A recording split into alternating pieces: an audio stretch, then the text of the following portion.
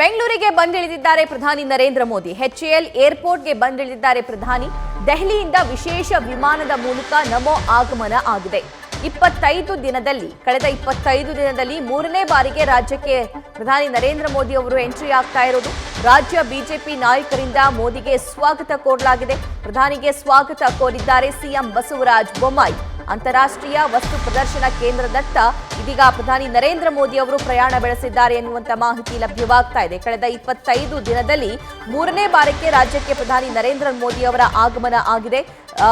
ಬೆಂಗಳೂರಿಗೆ ಬಂದಿಳಿದಿದ್ದಾರೆ ಪ್ರಧಾನಿ ನರೇಂದ್ರ ಮೋದಿ ಅವರು. ಈಗಾಗಲೇ BIEC ವಸ್ತು ಪ್ರದರ್ಶನ ಕೇಂದ್ರದತ್ತ ಪ್ರಧಾನಿ ನರೇಂದ್ರ ಮೋದಿ ಅವರು ಪ್ರಯಾಣ ಬೆಳೆಸಿದ್ದಾರೆ ಎನ್ನುವಂತ ಮಾಹಿತಿ ಲಭ್ಯವಾಗ್ತಾ ಇದೆ. ರಾಜ್ಯ ಬಿಜೆಪಿ ನಾಯಕರಿಂದ ಪ್ರಧಾನಿ ನರೇಂದ್ರ ಮೋದಿಗೆ ಭವ್ಯ ಸ್ವಾಗತ ಕೋರಲಾಗಿದೆ. ಪ್ರಧಾನಿಗೆ ಸ್ವಾಗತ ಕೋರಿದ್ದಾರೆ ಸಿಎಂ ಬಸವರಾಜ ಬೊಮ್ಮಾಯಿ.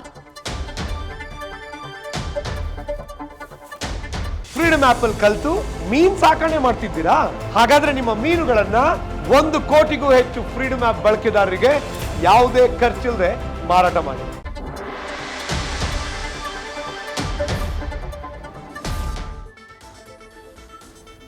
ಪ್ರಧಾನಿ ನರೇಂದ್ರ ಮೋದಿ ಅವರ ಆಗಮನ ಹಿನ್ನೆಲೆ ಹೆಚ್ಚುವರಿ ಪೊಲೀಸ್ ಭದ್ರತೆಯನ್ನು ಕೂಡ ಒದಗಿಸಲಾಗಿದೆ. ಇನ್ನು ಆ ರೂಟ್ ಮ್ಯಾಪ್ ಅನ್ನು ಕೂಡ ಚೇಂಜ್ ಮಾಡಲಾಗಿದೆ. ಪ್ರಧಾನಿ ನರೇಂದ್ರ ಮೋದಿ ಅವರು ಯಾವ ಮಾರ್ಗವಾಗಿ ಸಂಚಾರ ಮಾಡ್ತಾರೋ ಆ ಮಾರ್ಗದಲ್ಲಿ ಸಾರ್ವಜನಿಕರಿಗೆ ಸಂಚಾರಕ್ಕೆ ಅವಕಾಶ ಇರೋದಿಲ್ಲ. ಅವರಿಗೆ ಪರ್ಯಾಯ ವ್ಯವಸ್ಥೆಯನ್ನು ಕೂಡ ಮಾಡಲಾಗಿದೆ. ಪ್ರಧಾನಿ ನರೇಂದ್ರ ಮೋದಿ ಅವರು ಇವಾಗ ಅಂತಾರಾಷ್ಟ್ರೀಯ ವಸ್ತು ಪ್ರದರ್ಶನ ಕೇಂದ್ರಕ್ಕೆ ತೆರಳಿದ್ದಾರೆ ಅನ್ನುವಂಥ ಮಾಹಿತಿ ಲಭ್ಯವಾಗ್ತಾ ಇದೆ. 11:30ಕ್ಕೆ ಅಂತಾರಾಷ್ಟ್ರೀಯ ವಸ್ತು ಪ್ರದರ್ಶನ ಕೇಂದ್ರಕ್ಕೆ ಅವರು ಭೇಟಿ ನೀಡಿ ಅಲ್ಲಿ ಅವರು ವಿವಿಧ ಕಾಮಗಾರಿಗಳ ಉದ್ಘಾಟನೆ ಮಾಡಿ ಮಾತನಾಡ್ತಾರೆ ಅನ್ನುವಂತಹ ಡೀಟೇಲ್ಸ್ ಕೂಡ ಇದೆ. ದೃಶ್ಯದಲ್ಲಿ ಗಮನಿಸ್ತಾ ಇದ್ದೀರಾ, ಈಗಾಗಲೇ ಪೊಲೀಸ್ ಬಿಗಿ ಭದ್ರತೆಯನ್ನು ಕೂಡ ಕೈಗೊಳ್ಳಲಾಗಿದೆ. ಪ್ರಧಾನಿ ನರೇಂದ್ರ ಮೋದಿ ಅವರಿಗೆ ರಾಜ್ಯ ನಾಯಕರು ಕೂಡ ಇವತ್ತಿನ ಈ ಕಾರ್ಯಕ್ರಮದಲ್ಲಿ ಸಾಥ್ ನೀಡಲಿದ್ದಾರೆ.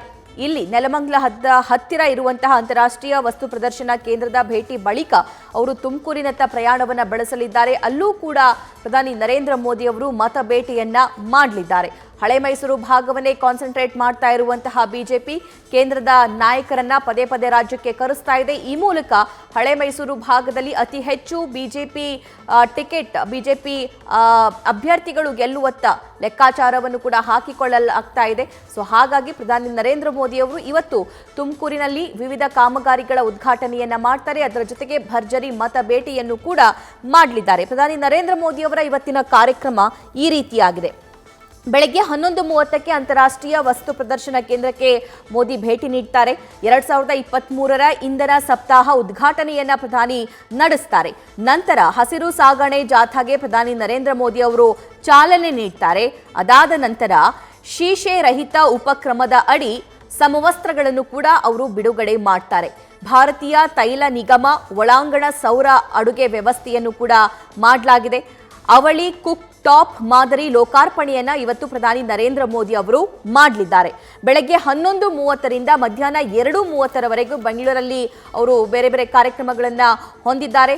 ನಂತರ ಬೆಂಗಳೂರಿನಿಂದ ತುಮಕೂರಿಗೆ ಪ್ರಧಾನಿ ನರೇಂದ್ರ ಮೋದಿ ಅವರು ಪ್ರಯಾಣವನ್ನ ಬೆಳೆಸಲಿದ್ದಾರೆ. ಮಧ್ಯಾಹ್ನ 3:30ಕ್ಕೆ HAL ಹೆಲಿಕಾಪ್ಟರ್ ಕಾರ್ಖಾನೆ ಅಲ್ಲಿಗೆ ಅವರು ತಲುಪ್ತಾರೆ. 2016ರಲ್ಲಿ ಪ್ರಧಾನಿ ಮೋದಿಯೇ ಇದಕ್ಕೆ ಶಿಲಾನ್ಯಾಸ ಮಾಡಿದ್ರು.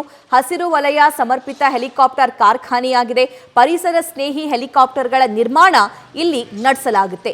ಇದೇ ಹಲವು ಅಭಿವೃದ್ಧಿ ಯೋಜನೆಗಳಿಗೆ ಇದೇ ಸಂದರ್ಭದಲ್ಲಿ ಹಲವಾರು ಅಭಿವೃದ್ಧಿ ಯೋಜನೆಗಳಿಗೆ ಶಿಲಾನ್ಯಾಸ ಮಾಡಲಿದ್ದಾರೆ ಪ್ರಧಾನಿ ನರೇಂದ್ರ ಮೋದಿ ಅವರು. ತುಮಕೂರು ಕೈಗಾರಿಕಾ ಪ್ರದೇಶಕ್ಕೆ ಶಿಲಾನ್ಯಾಸವನ್ನ ನೆರವೇರಿಸಲಿದ್ದಾರೆ. ಸಂಜೆ 5:30ಕ್ಕೆ ಬೆಂಗಳೂರಿಂದ ದೆಹಲಿಗೆ ಪ್ರಧಾನಿ ನರೇಂದ್ರ ಮೋದಿ ಅವರು ಪ್ರಯಾಣ ಬೆಳೆಸಲಿದ್ದಾರೆ ಎನ್ನುವಂತಹ ಇವತ್ತಿನ ಪ್ರಧಾನಿ ನರೇಂದ್ರ ಮೋದಿ ಅವರ ಕಾರ್ಯಕ್ರಮದ ಡೀಟೇಲ್ಸ್ ನ್ಯೂಸ್ ಫಸ್ಟ್ಗೂ ಕೂಡ ಲಭ್ಯವಾಗಿದೆ.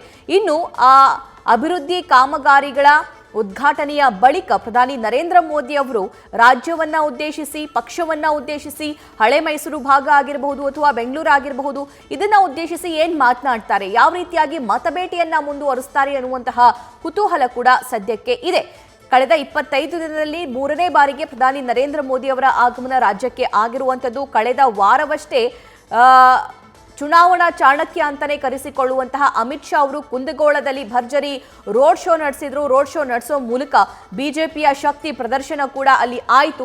ಸೊ ಅದಾದ ನಂತರ ಒಂದು ವಾರ ಕಳೆದ ನಂತರ ಪ್ರಧಾನಿ ನರೇಂದ್ರ ಮೋದಿ ಅವರ ಆಗಮನ ಆಗಿದೆ. ಸೊ ಹಾಗಾಗಿ ಇವತ್ತು ಪ್ರಧಾನಿ ನರೇಂದ್ರ ಮೋದಿ ಅವರು ಏನ್ ಮಾತನಾಡ್ತಾರೆ ಅನ್ನುವಂತಹ ಕುತೂಹಲ ಕೂಡ ಸದ್ಯಕ್ಕೆ ಇದೆ. ಬೆಂಗಳೂರು ತುಮಕೂರಲ್ಲಿ ಪ್ರಧಾನಿ ನರೇಂದ್ರ ಮೋದಿ ಅವರು ಮಿಂಚಿನ ಸಂಚಾರವನ್ನ ಇವತ್ತು ಆರಂಭ ಮಾಡ್ತಾರೆ. ಫೆಬ್ರವರಿ ತಿಂಗಳಲ್ಲಿ 3 ಬಾರಿ ರಾಜ್ಯಕ್ಕೆ ಭೇಟಿ ನೀಡಲಿದ್ದಾರೆ. ಇವತ್ತು ಬೆಂಗಳೂರು ತುಮಕೂರಿನಲ್ಲಿ ಮೋದಿ ಮೇನಿಯಾವನ್ನ ನಾವು ಕಣ್ತುಂಬಿಕೊಳ್ಳಬಹುದಾಗಿದೆ. ಇನ್ನು ಫೆಬ್ರವರಿ 12ಕ್ಕೆ ಮತ್ತೊಮ್ಮೆ ಬೆಂಗಳೂರಿಗೆ ಪ್ರಧಾನಿ ನರೇಂದ್ರ ಮೋದಿ ಅವರು ಆಗಮಿಸಲಿದ್ದಾರೆ. ಫೆಬ್ರವರಿ 27ರಂದು ಕೂಡ ಶಿವಮೊಗ್ಗಕ್ಕೆ ಪ್ರಧಾನಿ ನರೇಂದ್ರ ಮೋದಿ ಅವರು ಭೇಟಿ ನೀಡಲಿದ್ದಾರೆ. ಸೊ ಈ ಮೂಲಕ ಫೆಬ್ರವರಿ ತಿಂಗಳಲ್ಲಿ 3 ಬಾರಿ ಪ್ರಧಾನಿ ನರೇಂದ್ರ ಮೋದಿ ಅವರು ರಾಜ್ಯಕ್ಕೆ ಭೇಟಿ ನೀಡಿದಂಗೆ ಆಗುತ್ತೆ. ಅಭಿವೃದ್ಧಿ ಹೆಸರಿನಲ್ಲಿ ಬಿಜೆಪಿಯ ಮತಬೇಟೆಯನ್ನ ಪ್ರಧಾನಿ ನರೇಂದ್ರ ಮೋದಿ ಅವರು ಮುಂದುವರಿಸ್ತಾರೆ. ಕಲ್ಯಾಣ ಕರ್ನಾಟಕ, ಕರಾವಳಿ, ಉತ್ತರ ಕರ್ನಾಟಕ, ಹಳೆ ಮೈಸೂರು ಭಾಗ ಈ ರೀತಿಯಾಗಿ ಆಯಾ ಭಾಗಗಳತ್ತ ಬಿಜೆಪಿ ಮತ ಬೇಟೆಯನ್ನ ನಡೆಸ್ತಾ ಇದೆ. ಬಿಜೆಪಿ ಕಣ್ಣಿಟ್ಟಿದೆ. ಈ ಬಾರಿಯ ಎಲೆಕ್ಷನ್ ಅಲ್ಲಿ ಅತಿ ಹೆಚ್ಚು ಮತಗಳನ್ನ ಗೆಲ್ಲೇಬೇಕು ಅನ್ನುವಂತಹ ಪ್ಲಾನ್ ಅನ್ನ ಬಿಜೆಪಿ ಮಾಡಿಕೊಂಡಿದೆ. ಪ್ರತಿ ಬಾರಿಯೂ ಕೂಡ ಹಳೆ ಮೈಸೂರು ಭಾಗವನ್ನ ನಾವು ಜೆಡಿಎಸ್ ಭದ್ರಕೋಟೆ ಅಂತ ಹೇಳಿ ಕರೀತಾ ಇದ್ವಿ. ಜೆಡಿಎಸ್ನ ಅತಿ ಹೆಚ್ಚು ಮತದಾರರು ಅಲ್ಲಿದ್ದಾರೆ. ಅದನ್ನ ಹೊರತುಪಡಿಸಿದ್ರೆ ಕಾಂಗ್ರೆಸ್ ಮತದಾರರನ್ನ ಅಲ್ಲಿ ಗಮನಿಸಬಹುದಾಗಿದೆ. ಆದ್ರೆ ಈ ಬಾರಿ ಬಿಜೆಪಿಯು ಕೂಡ ಅಲ್ಲಿ ಅತಿ ಹೆಚ್ಚು ಕ್ಷೇತ್ರಗಳಲ್ಲಿ ಗೆಲುವನ್ನ ಸಾಧಿಸಲೇಬೇಕು ಅನ್ನುವಂತಹ ಲೆಕ್ಕಾಚಾರ ಬಿಜೆಪಿ ಹಾಕೊಂಡಿದೆ. ಸೊ ಆ ನಿಟ್ಟಿನಲ್ಲಿ ಬೇರೆ ಬೇರೆ ಸ್ಟ್ರಾಟಜೀಸ್ಗಳನ್ನ ಯೂಸ್ ಮಾಡಲಾಗ್ತಾ ಇದೆ.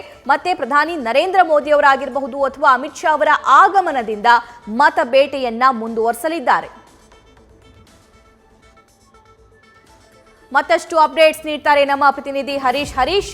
ಪ್ರಧಾನಿ ನರೇಂದ್ರ ಮೋದಿ ಅವರ ಆಗಮನ ಬೆಂಗಳೂರಿಗೆ ಆಗಿದೆ ಅನ್ನುವಂತ ಡೀಟೇಲ್ಸ್ ಲಭ್ಯವಾಗ್ತಾ ಇದೆ. ಆದ್ರೆ ಇವಾಗ ಏನ್ ಅಪ್ಡೇಟ್ಸ್ ಇದೆ? ಪ್ರಧಾನಿ ನರೇಂದ್ರ ಮೋದಿ ಅವರು ಎಷ್ಟೊತ್ತಿಗೆ ಈ ವಸ್ತು ಪ್ರದರ್ಶನ ಕೇಂದ್ರಕ್ಕೆ ತಲುಪಲಿದ್ದಾರೆ?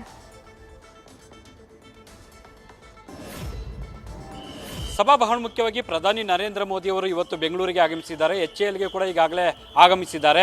ಇನ್ನೇನು ಕೆಲವೇ ಹೊತ್ತಿನಲ್ಲಿ ಕೂಡ ತುಮಕೂರು ರಸ್ತೆಯ ಮಾದನಾಯಕನಹಳ್ಳಿ ಬಸ್ ಸಮೀಪ ಇರುವಂತಹ ಬೆಂಗಳೂರು ಅಂತಾರಾಷ್ಟ್ರೀಯ ವಸ್ತು ಪ್ರದರ್ಶನ ಕೇಂದ್ರಕ್ಕೆ ಕೂಡ ಆಗಮಿಸ್ತಾರೆ. ಇಲ್ಲಿ ಸಾಪ್ತಾಹಿಕ ಹಿಂದಿನ ಕಾರ್ಯಕ್ರಮ ಕೂಡ ಇರುವಂಥದ್ದು. ಸೊ ಆ ಕಾರ್ಯಕ್ರಮಕ್ಕೆ ಚಾಲನೆಯನ್ನು ಕೊಡ್ತಾರೆ.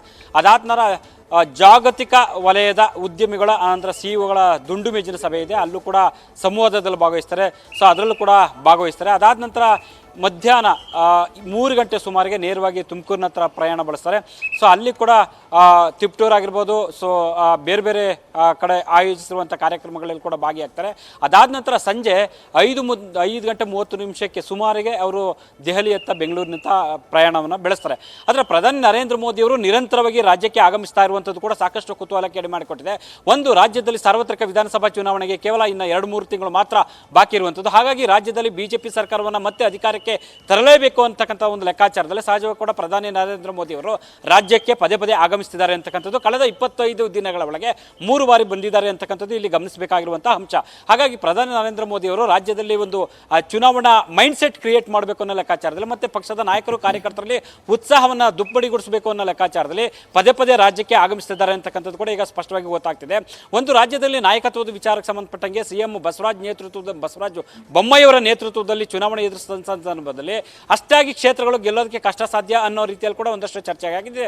ಹಾಗಾಗಿ ಪ್ರಧಾನಿ ನರೇಂದ್ರ ಮೋದಿ ಅವರನ್ನ ಪ್ರಭಾವವನ್ನು ಬಳಸಿಕೊಂಡು ಪಕ್ಷವನ್ನು ಅಧಿಕಾರಕ್ಕೆ ತರಬಹುದು ಅನ್ನೋ ಲೆಕ್ಕಾಚಾರದಲ್ಲಿ ಇದ್ದಂತೆ ಕಾಣಿಸ್ತಾ ಇದೆ. ಹಾಗಾಗಿ ಪ್ರಧಾನಿ ನರೇಂದ್ರ ಮೋದಿ ಅವರು ನಿರಂತರವಾಗಿ ರಾಜ್ಯಕ್ಕೆ ಆಗಮಿಸ್ತಾ ಇದ್ದಾರೆ. ಸರ್ಕಾರಿ ಕಾರ್ಯಕ್ರಮ ಆದರೂ ಕೂಡ ಸೊ ಮುಖ್ಯವಾಗಿ ಇಲ್ಲಿ ಒಂದು ಎಲೆಕ್ಷನ್ ಮೈಂಡ್ ಸೆಟ್ ಕ್ರಿಯೇಟ್ ಮಾಡಬೇಕು ಅನ್ನೋ ಲೆಕ್ಕಾಚಾರದಲ್ಲಿ ಮೋದಿ ಅವರು ರಾಜ್ಯಕ್ಕೆ ಬರ್ತಿದ್ದಾರೆ ಅಂತಕ್ಕಂಥದ್ದು. ಮತ್ತೆ ಇದು ಹಳೆ ಮೈಸೂರು ಭಾಗಕ್ಕೆ ಅಷ್ಟೇ ಸೀಮಿತ ಆಗೋದಿಲ್ಲ, ಬೇರೆ ಬೇರೆ ಭಾಗಕ್ಕೆ ಅವರು ಕೂಡ ಎಂಟ್ರಿ ಆಗ್ತಿದ್ದಾರೆ. ಮುಂಬರ್ತಕ್ಕಂಥ ದಿನಗಳಲ್ಲಿ ಚಿಕ್ಕಬಳ್ಳಾಪುರ, ಕೋಲಾರ ಸೇರಿದಂತೆ ರಾಜ್ಯದ ಹಲವು ಭಾಗಗಳಿಗೆ ಕೂಡ ಮತ್ತೆ ನಿರಂತರವಾಗಿ ಪ್ರವಾಸವನ್ನು ಕೈಗೊಳ್ತಾರೆ ಅಂತಕ್ಕಂಥ ಮಾತುಗಳು ಕೇಳಿ ಬರ್ತದೆ. ಈಗಾಗಲೇ ಕಲ್ಯಾಣ ಕರ್ನಾಟಕ ಸೇರಿದಂತೆ ಹಲವು ಭಾಗಗಳಲ್ಲಿ ಸೊ ಪ್ರವಾಸವನ್ನು ಕೈಗೊಂಡಿದ್ದಾರೆ. ಒಂದಷ್ಟು ಹುರುಪು ಉತ್ಸಾಹವನ್ನು ಹೆಚ್ಚಿಸಿದ್ದಾರೆ. ಸೊ ಈಗಾಗಲೇ ಬಿಜೆಪಿ ಸರ್ವೆಯಲ್ಲಿ ಸೊ 70 ಗೆಲ್ಬಹುದು ಅಂತಕ್ಕಂಥದ್ದು ಕೂಡ ಇರುವಂಥದ್ದು ಸಹಜವಾಗಿ. ಇನ್ನು ಉಳಿದಂಥ 30-40 ಸ್ಥಾನಗಳನ್ನ ಕನಿಷ್ಠ ಪ್ರಧಾನಿ ನರೇಂದ್ರ ಮೋದಿ, ಅಮಿತ್ ಶಾ ಅವರ ಆಗಮನದಿಂದ ಹೆಚ್ಚಿನ ಸ್ಥಾನಗಳನ್ನ ಗೆಲ್ಬಹುದು ಅನ್ನೋ ಲೆಕ್ಕಾಚಾರ ಇದ್ದಂತೆ ಕಾಣಿಸ್ತಾ ಇದೆ. ಹಾಗಾಗಿ ಪ್ರಧಾನಿ ನರೇಂದ್ರ ಮೋದಿ ಅವರು ನಿರಂತರವಾಗಿ ರಾಜ್ಯ ಪ್ರವಾಸವನ್ನು ಹಮ್ಮಿಕೊಂಡಿದ್ದಾರೆ ಅಂತಕ್ಕಂಥ ಮಾತುಗಳು ಕೂಡ ಕೇಳಿ ಬರ್ತಾ ಇರುವಂಥದ್ದು. ಧನ್ಯವಾದ ಹರೀಶ್. ನ್ಯೂಸ್ ಫಸ್ಟ್ ಪ್ರತಿಕ್ಷಣ ನಿಮ್ಮೊಂದಿಗೆ.